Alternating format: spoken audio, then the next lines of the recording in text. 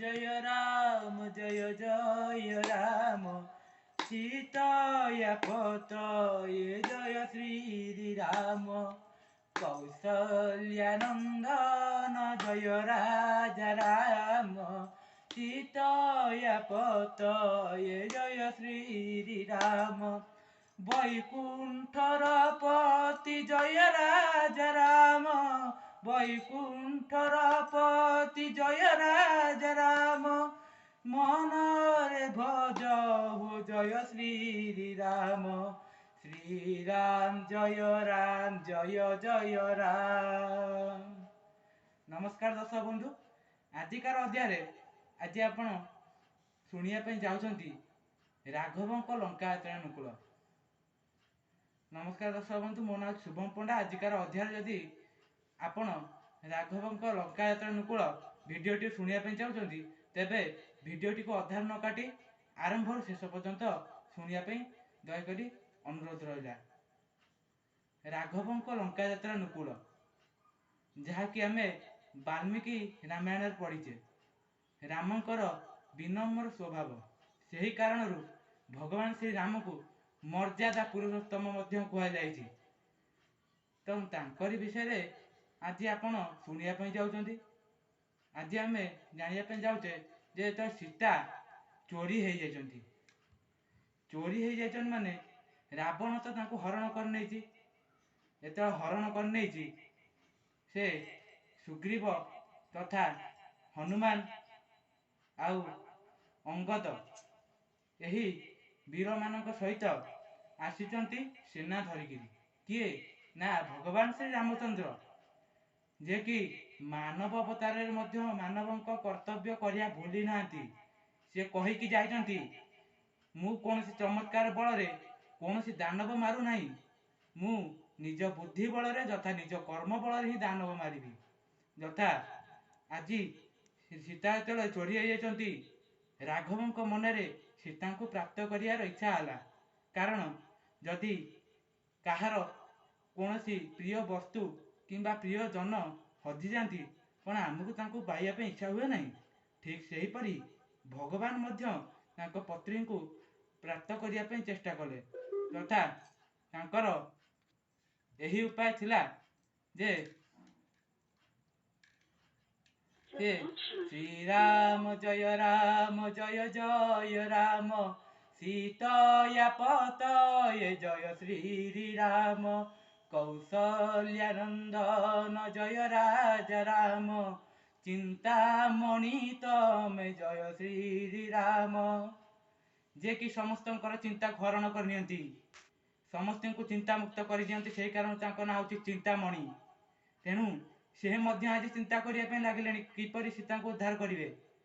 तो चिंता करू करू पाखक एक उपाय पहुँचला।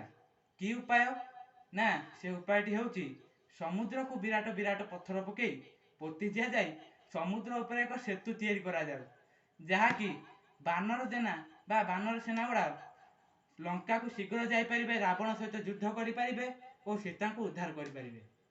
तेणु सी से कथा चिंता करी बानर सेना मान कौन आज्ञा देते जे विराट पत्थर आनी समुद्र को पोतिया चेष्टा कर। से आज्ञा जो दे बानर सेना तो काम लगिगले विराट विराट पहाड़ पर्वत सब आनी कौन कले ना समुद्र पकड़ा लगिले।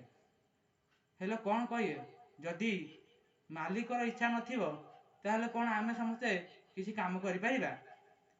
तेणुक जिते बड़े बानर माने समस्त पर्वत पकईले बा पत्थरड़ा सब पकईले पानी रे बुदु बुदु शब्द देखादेलानी।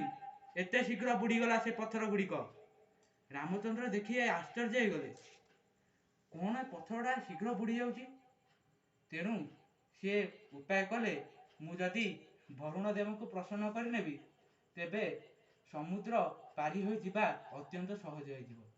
तेणुक से वरुण देव तो प्रसन्न करने निजे उपवास पालन कले और कुश सज्जार शयन कले। देखु दर्शक बंधु, भगवान हे मध्य किपरि निजर कर्म करने कर्म निहित रही से किपरि अन्यर साहाय्य नौकरी। तेणु आमे निजको केवल बड़ भाविया उचित नुह।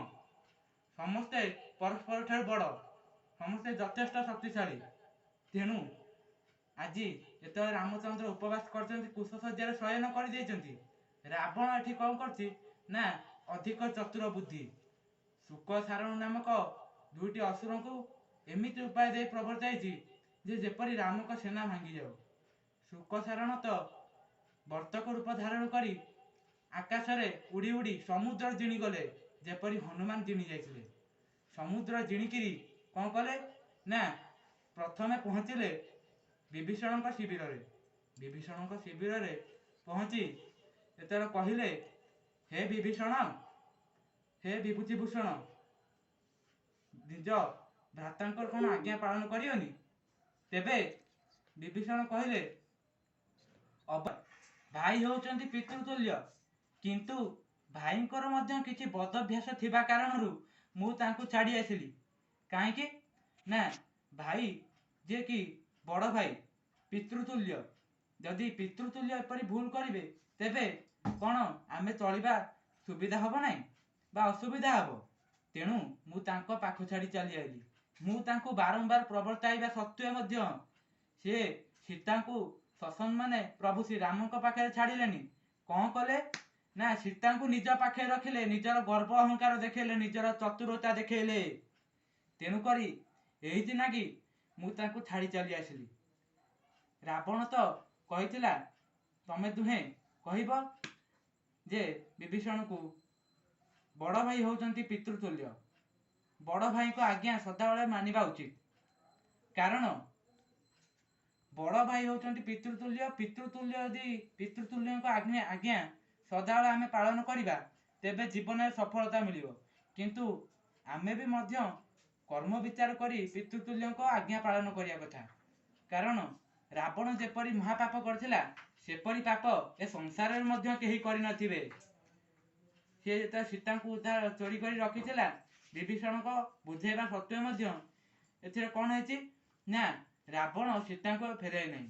तेबे विभीषण से कथा कहीकि कौन कले ना शुक सारण को भाउड़े देले। किंतु शुक सारण अन्य एक वार्ता नहीं कि गले कहा कक्ष को ना अंगद कक्ष को। नमस्कार दर्शक बंधु आजिकार भिडियो रे आमे एठी रहुअछु।